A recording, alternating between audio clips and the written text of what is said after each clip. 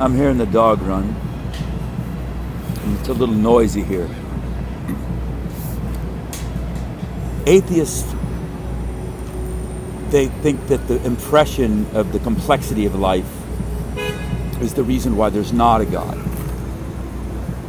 They think that the nomenclature and the infinitely intricate, limitless variations on everything, they consider that an explanation for the absence of a God.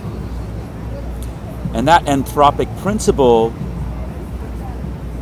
while plausible, is exactly the reason that I argue for my father, which is that, of course, the universe is fine-tuned to life. And why do you think that is? The anthropic principle is complete truism. Of course, we have to be observant of a kind of creature that belongs in a universe, which that harmony itself speaks for my father's thought and kindness and perfection. Darwinism cannot explain life. It may explain certain things about it, but it can't explain life. Just because you have a mutating replicator does not explain where that mutating replicator came to exist from. God, my father. And the who designed the designer question is absurd. It's surprisingly stupid. Dawkins stated this. He assumes that God is created in his God delusion. Created gods are by definition a delusion. So God was not created. He is God. God! The acquiring that larger consciousness comes from enlightenment. And Dawson has that stupidity, that satanic blindness. It touches on a sore spot with atheists because they leave themselves wide open to the charge. They are likening the fact that God is a delusion. And in order to weigh that argument, it is Dawkins who argues that God is a delusion. In order to consider that argument, we have to ask him his definition of a God. And then if he says, if he asks who created the God, then he's espousing the idea that something has to be created.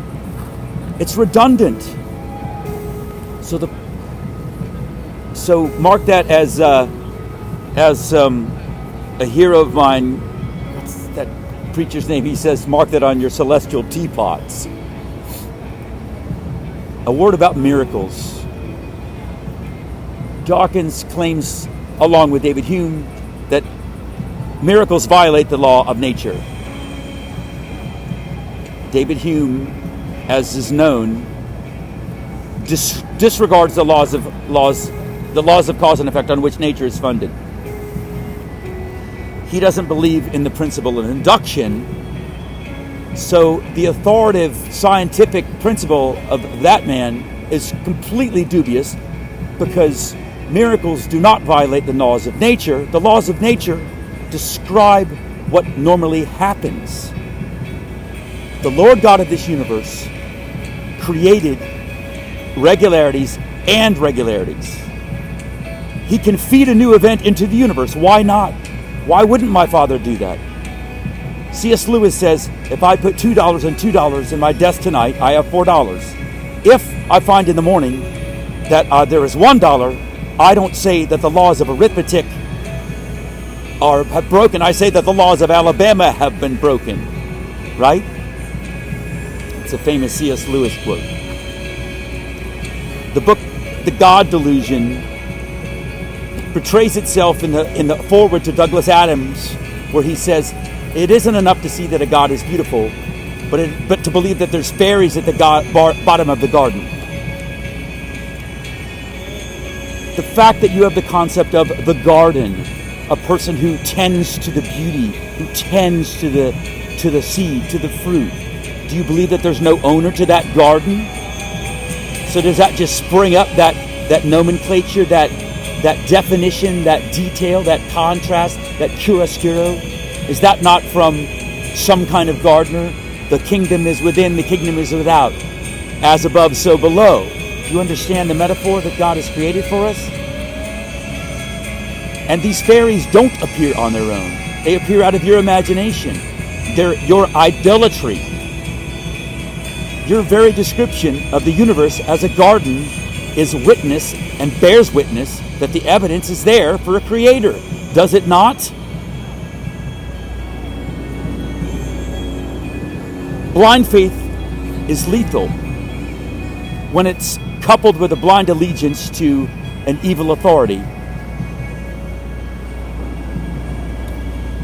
Blind faith is endemic to both religious and secular people, but not all faith is blind, because faith itself carries with it the concept of trust, belief, and respect. And the evidence is only as robust as the evidence for it. I can't speak authority of any other religion except my religion. But faith is not blind, and faith in Christianity is not blind. And I don't know any serious Christian who believes it's blind, because we have scientific evidence. Blind faith in idols and figments of the human imaginations are defined as delusions, and those are condemned rightfully and justifiably so in the Bibles. Jesus as the Son of God is not delusion, it's rational and evidence-based. Part of it comes from science, part of it's objective, some comes from history, and some is subjective from experience. Einstein's predictions are irrelevant and imprecise, and we're grasping at something that he could never grasp, which is the divinity and the perfection of God, my Father's thought. He thinks whatever he wants to think. This is what he created. They're his rules. Those rules define holiness and divinity. It has to be that way. There's no way around it. It has to be. He's my Father. Do you have faith in your wife? Where did that faith come from? Did it come from a creator? Anyway, I think I've proved my point many times over. And I guess I'd like to just touch on some parables for a second.